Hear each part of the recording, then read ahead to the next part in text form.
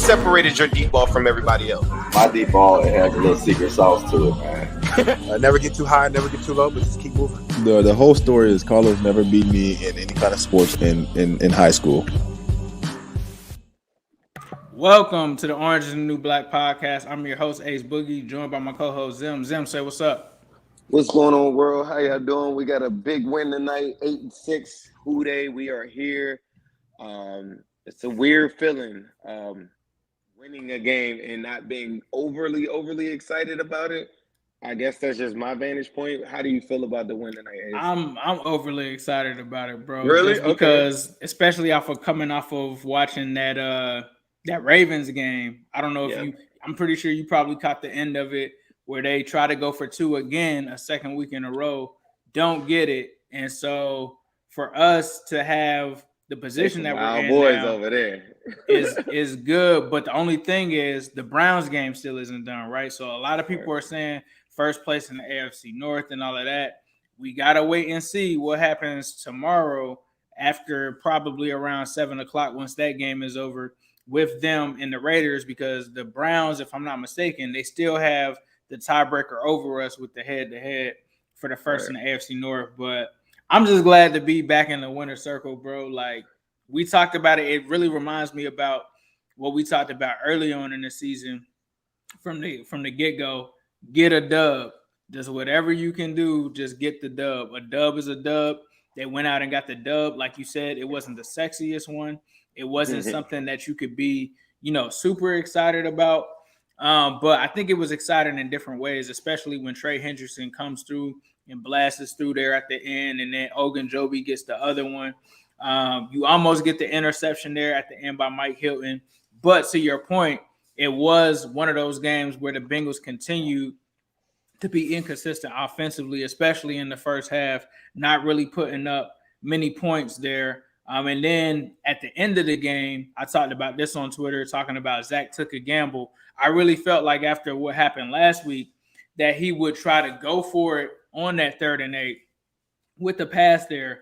Really doesn't come out and do that at all. Like, comes out in the heavy package 2 times in a row, and just really doesn't give Joe any kind of shot at that one. It looked like Joe might have audibled to something. I don't know. Like, it looked like there was something that he called there. I don't know if it was still just a run play, but they take the risk there. They come out with the W. Like I said, not the sexiest game, but what were your thoughts just on the game in general? I think, considering the circumstances and what he was up against, this past week, and he said he set up a lot of nights, and he said he didn't sleep well after losing the way that we did. I think there was some other factors involved with it this time, though, that I think are really, really important. Last week, I think it was very magnified because Trey Hendrickson wasn't there.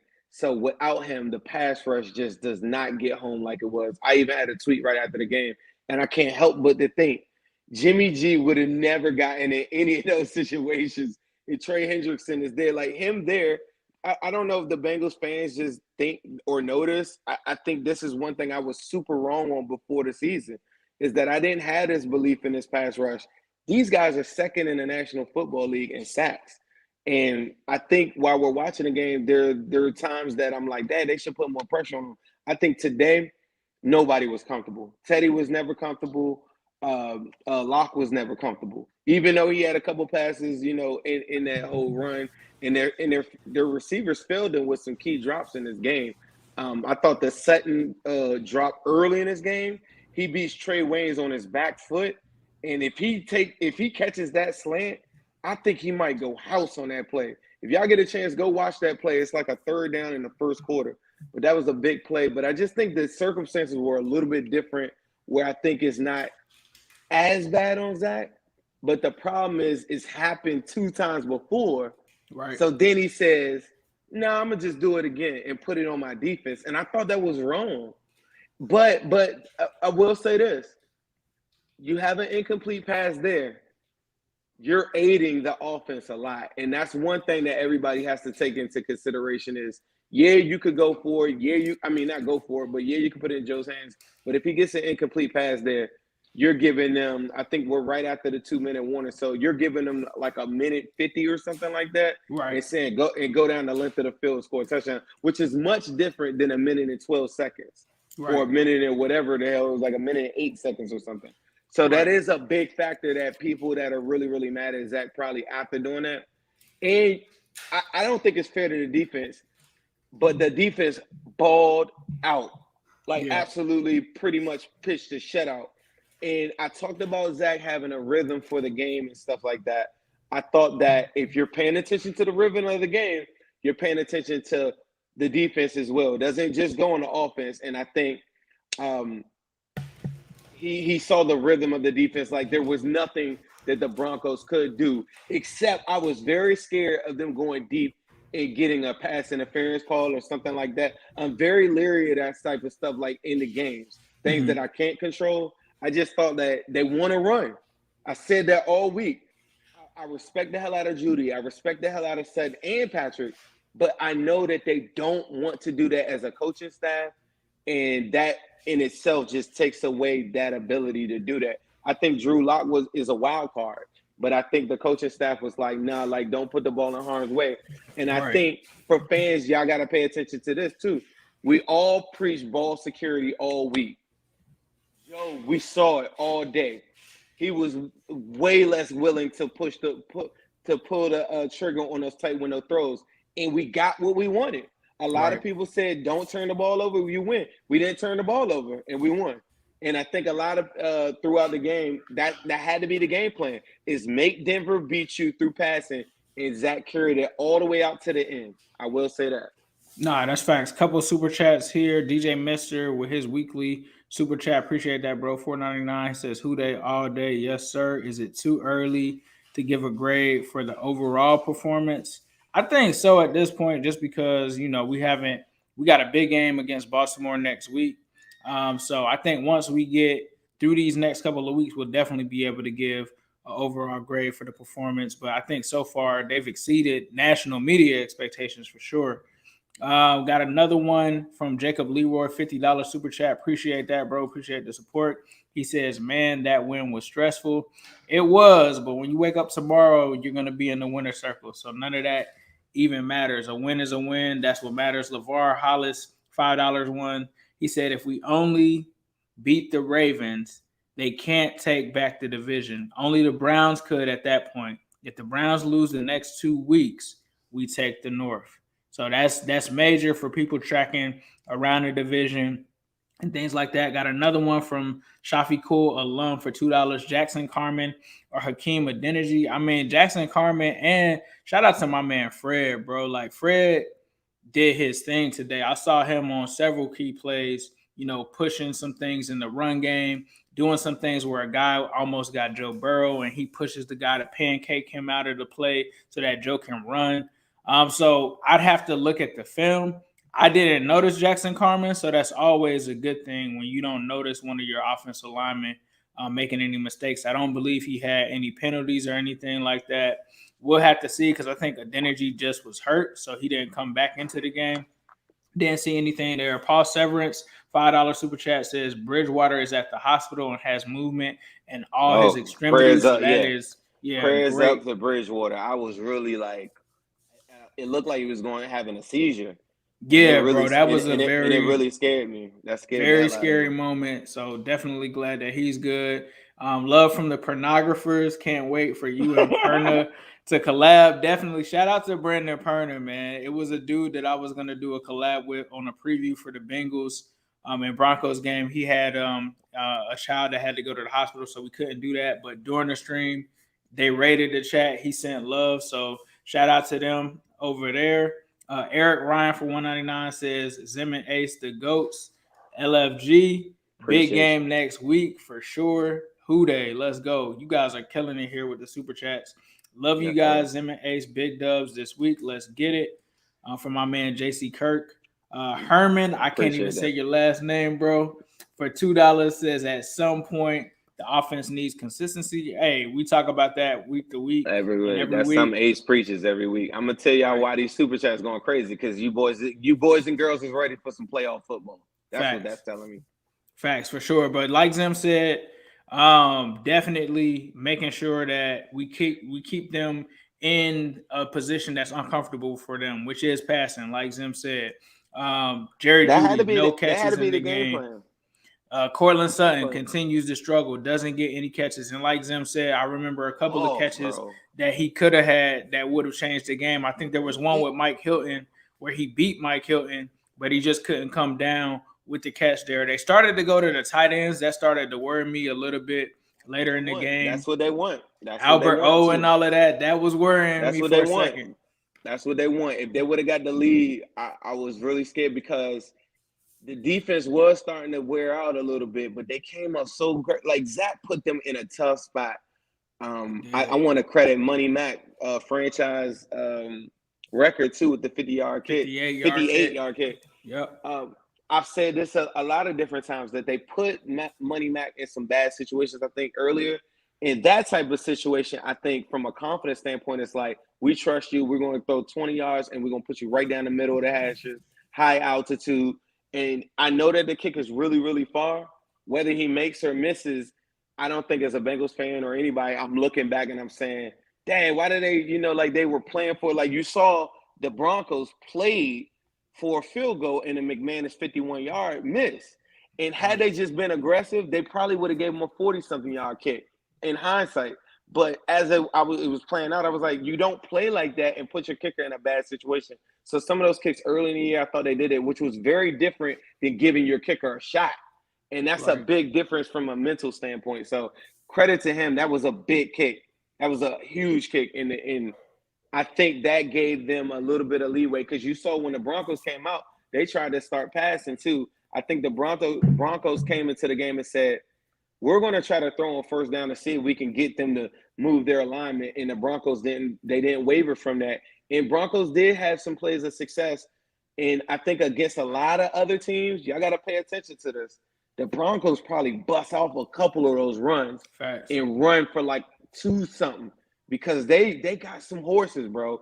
And I thought the defense told me everything that I need to know is that, okay, there's going to be some times that we're going to go against some very high-octane offenses. And we've gone against one in the Chargers. But we made the mistakes and gave them those points. If we could just not turn the ball over, this defense isn't the greatest defense of all time, but is good enough to win a championship.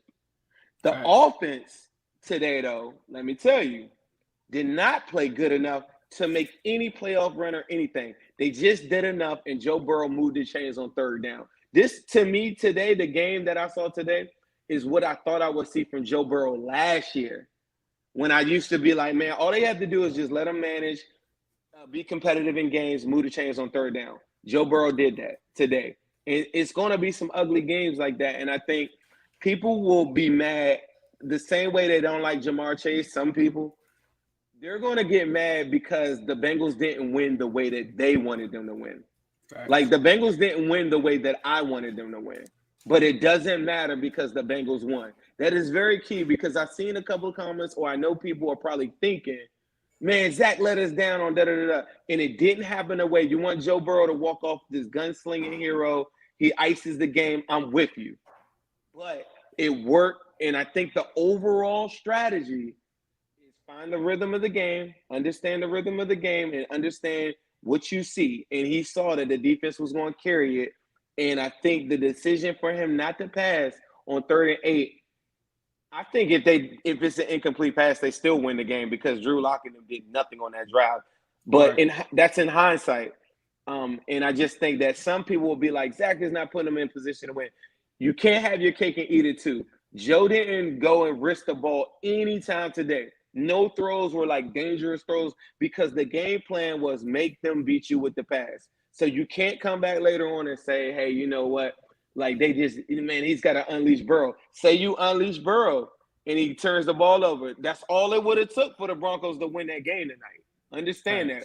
You was one turnover away. You was one Khaled Kareem. Shout out to my boy Khaled Kareem. Shout out to Kareem. We got something special. Hey, I'm going to let y'all know. We got this special shirt that's dropping next week with my boy Khaled in the game that Ace put me on too. But shout out to him. Play of the game by far. Play it again. Definitely play it again. Shout out to Tyler Boyd too. We're gonna get out of here pretty quickly. We're gonna try to be respectful of the family's time. You know, me and Zen both have our families and stuff like that, so we're gonna try to get up out of here pretty quickly. But before we do, just a super chat from Dustin Crawford, $5 says, "Love you guys. It's December football. A win is a win. They did have the wide receivers locked up. Boyd played really well. I have to agree. I think it was a great team win. Like Zim said, we didn't turn the ball over. And also, I talked all that trash about Jamar's going to kill Surtain, right? You know what Denver Broncos said? We're not going to put Surtain on no island. We're going to give him help. We're one of the best safeties in football, and we're going to take it away. My fantasy football is struggling. I got Burrow and Chase, and I mean, that killed me. I'm in the playoffs. I'm in a game. I'm in a hunt for my life right now. But I'm so happy that I already died, bro. I already died. I'm still in it, bro. Like, look, Jamar Chase and Burrow and Mixon really let me down. But I had Kelsey. But I was disappointed in that. But I'm very happy my team comes first. But they didn't win away. I just was like, Jamar's going to kill him. And it didn't happen. He had 3 targets, 1 catch. And it's going to go like that. So, but I will say that my final thought is this. The Bengals are built for the playoffs in this regard. You've seen the Colts win. They can only win one way. They don't want Wentz to have the ball. They don't want that. The Bills, they only want to pass. They don't want to run. Tennessee, they only want to run. They don't want to pass. What do the Bengals do? Everything. The run game hasn't been that great. I thought they had some spurts today, but the defense can carry. What other team in the AFC can tell you that their defense and their offense can both carry? There's only 1 or 2 I could think of. And I just like our chances, bro. Like, you get me in there. I've been saying that since we left the Jaguars game. They're built for the playoffs. As much as we lost those games, they're really close. And some people don't like that. People like, man, this offense is struggling. I'm going to tell you, the defense and the offense are both built for the playoffs. It's going to be some shootout games, and it's going to be some games like this too. And we got to win both ways. There are very few teams that can win that way. No, that's fact. So appreciate you guys for tuning in. We're going to be at you guys next week. Obviously, we got Christmas and stuff like that coming through. Got a last super chat here for $10 from Jacob Leroy. Contracts who expire: Uzama, Reef, Ogunjobi, Bates, BJ Hill, Phillips, Tate, Fred Johnson, Eli Apple, Spain, Hargraves. Who do you keep or who do you try to take? We'll probably get into that, my guy, at the end of the season. Because of there's so many things. I'd take all of them except Phillips. Right now, I'm taking Uzama. I'm taking all of them. I'm with you. I'm taking all of them. We taking all of them. Eli Apple with the almost. Well, you're gonna lose Phillips. Come on, man. You're gonna lose Phillips and you're gonna lose Tate. Shout out to Eli Apple too. You come back with Eli Apple and you still go first round, second round corner, Sauce or somebody like you. You still go corner early. You come back with Eli, but you know. And I like Flowers and Hargraves as depth, but you're only going to be able to keep one. Right, facts. No, I'm with you. I come back with most of those guys that I see there. But shout out to Midwest Best Barbecue. If you didn't book your holiday plate with them, definitely be sure to show up and get you some wings and things like that. But you can still book with them, I believe, as of tonight. So if you're listening to this now, check out their website.